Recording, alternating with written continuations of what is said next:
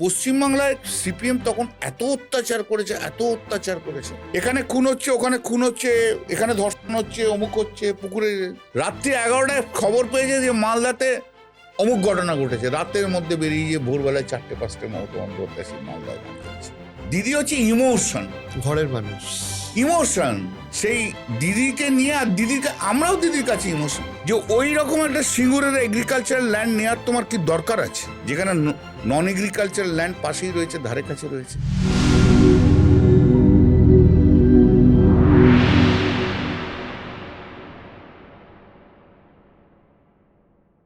ধরুন আপনারা তো একটা দীর্ঘ মমতা বন্দ্যোপাধ্যায় বা আপনার নিজেদের ক্ষেত্রে একটা দীর্ঘ রাজনৈতিক জীবন দেখেছেন, যে একটা বড় অংশের সময় ধরে যখন তৃণমূল কংগ্রেস বা মমতা বন্দ্যোপাধ্যায় আন্ডারে কংগ্রেস ক্ষমতায় আসতে পারছে না, সেখান থেকে একটা টোটাল শিফট, যে যখন ক্ষমতা এলো তখন একদম গোটা বাংলা জুড়ে তৃণমূল ছেয়ে গেল। এই যে পলিটিক্যাল স্ট্যাচারের শিফটিং, আপনার কি মনে হয় যে এই সময়ের মধ্যে তৃণমূলের মধ্যে কি এমন হলো বা তৃণমূল কি এমন করলো যে এতটা তার প্রতিপত্তি বেড়ে গেল? প্রথম কথা। দ্বিতীয় কথা হচ্ছে এক্সিস্টিং যে দল ছিল তাদেরকে কার্যত শূন্য করে তারা এলো। তাহলে এই পলিটিক্যাল শিফটিং এর কারণটা কি আপনার কি মনে হয়? তার একমাত্র কারণ মমতা ব্যানার্জি। এবং আপনি যদি তার কাজের মমতা ব্যানার্জি যে লড়াই ছিল সিপিএম এর বিরুদ্ধে, সেটা জেনুইন লড়াই ছিল।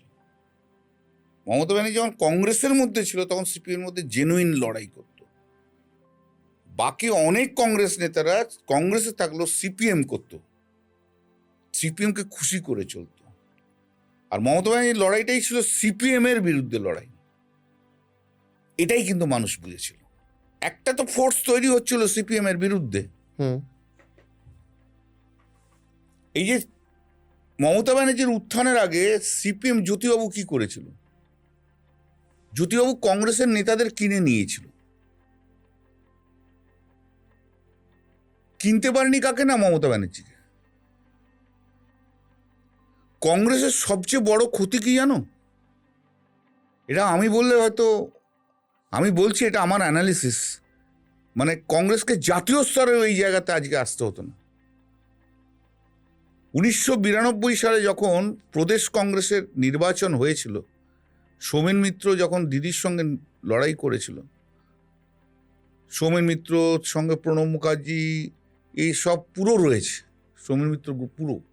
এই আজকে এই যে শোভন টোভন আসে না, শোভন, তখন তো সৌমেন মিত্র তো অ্যান্টি মমতা ব্যানার্জি ছিল তখন। তোরা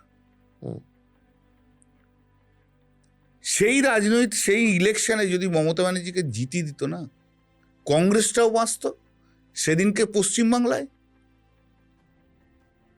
এবং সময়ের কালে এসে মমতা ব্যানার্জি যে রাজনৈতিক নেতৃত্ব, তার রাজনৈতিক লড়াই এবং অ্যাডমিনিস্ট্রেটর হিসেবে সারা ভারতবর্ষের কিন্তু একটা মুখ, নিশ্চিত মুখ উঠে আসতেন।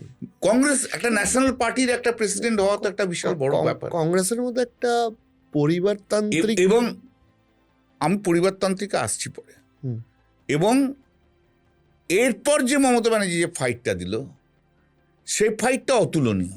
সেই ফাইটের সঙ্গী হচ্ছে আমরা, যারা পুরনো সময় থেকে সঙ্গে ছিল। একদম। দিদি আমাদের আবেগ। সেই অর্থে রাজনৈতিক নেত্রী, রাজনৈতিক লিডার, রাজনৈতিক ইয়ে তা না। দিদি হচ্ছে ইমোশন, ঘরের মানুষ, ইমোশন।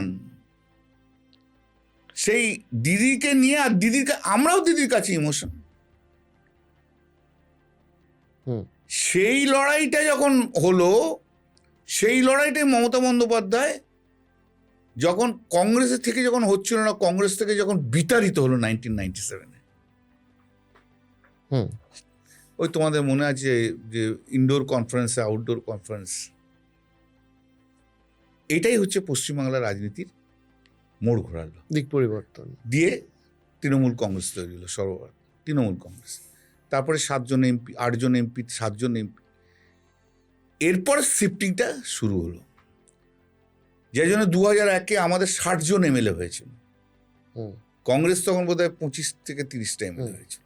এবার নয়তো নেভার না, ওটা তো আমরা বলেছিলাম পরে, না, যেবারে জোট হলো 2001-এ। হ্যাঁ, আমার যেটা মনে হয় সেটা হচ্ছে পশ্চিমবাংলায় সিপিএম তখন এত অত্যাচার করেছে চারিদিকে মানুষ ক্ষেপে ছিল, কিন্তু মানুষ সুইচ ওভার করতে পারছে না ভয়ে, যে আমাকে প্রোটেকশনটা কে দেবে, আমি যদি সুইচ ওভার করি আজকে আমাকে প্রোটেকশনটা কে দেবে। তখন যারা আমরা তৃণমূল কংগ্রেসের কর্মীরা যারা সারা পশ্চিমবঙ্গব্যাপী আছে, তারা কিন্তু মাটি কামড়ে কিন্তু লড়েছে। যেখানে একটা বিপদ হয়েছে, মমতা বন্দ্যোপাধ্যায় কেন মমতা বন্দ্যোপাধ্যায় কর্মীদের কাছে এত অ্যাকসেপ্টেড? রাত্রি 11টায় খবর পেয়েছে যে মালদাতে অমুক ঘটনা ঘটেছে, রাতের মধ্যে বেরিয়ে গিয়ে ভোরবেলায় 4টে-5টায় মমতা বন্দ্যোপাধ্যায় সেই মালদায় দাঁড়িয়ে আছে, পুরুলিয়াতে দাঁড়িয়ে আছে। কোন রাজনীতিবিদ সেই সময়কার দিনে? সিপিএম মানে তো একটা আতঙ্ক, সিপিএম মানেই তো খুন, সিপিএম মানেই তো রক্ত, সিপিএম মানেই তো মারপিট। জ্যোতিবাবুর জমানায় একরকম, বুদ্ধ ভট্টাচার্য আরেক রকম।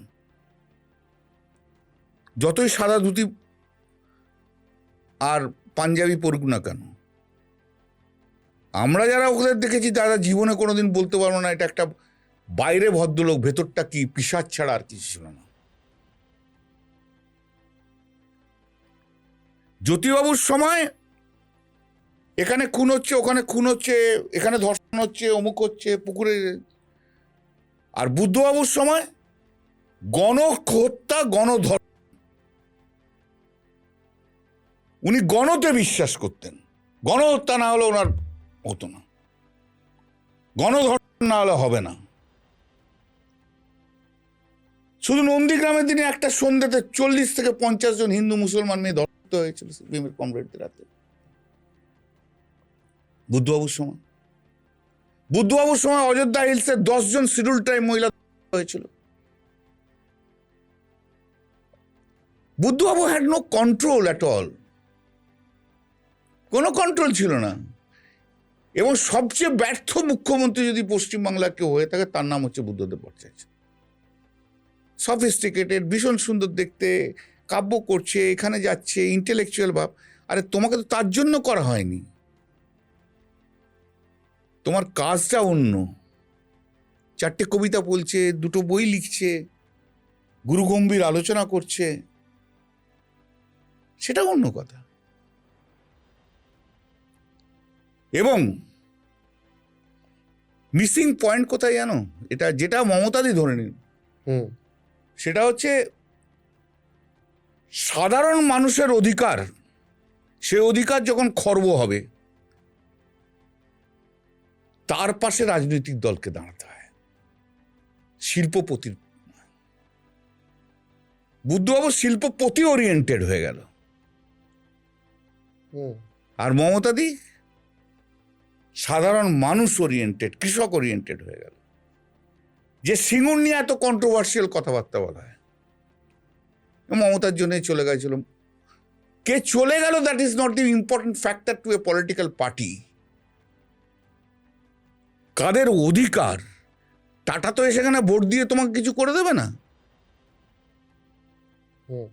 কার অধিকারকে তুমি নষ্ট করছো? গরিব কৃষকের। বক্তব্য কি ছিল মমতা বন্দ্যোপাধ্যায়? সিম্পল থিং, যে ওই রকম একটা সিঙ্গুরের এগ্রিকালচারাল ল্যান্ড নেওয়ার তোমার কি দরকার আছে, যেখানে নন এগ্রিকালচারাল ল্যান্ড পাশেই রয়েছে, ধারে কাছে রয়েছে। Why are you identifying this place? অন্য জায়গায় নাও।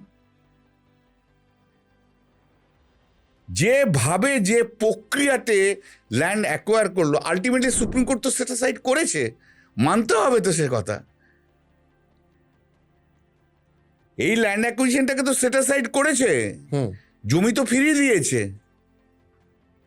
টাটাকে তো গুটি, টাটা এমনিই বুঝে গেছিল যে হবে নাকি, টাটা গুটি নিয়ে চলে গেছিল নিজের থেকে। মমতাদি তাড়ায়নি, ওরা নিজেরা উঠে গেছিল।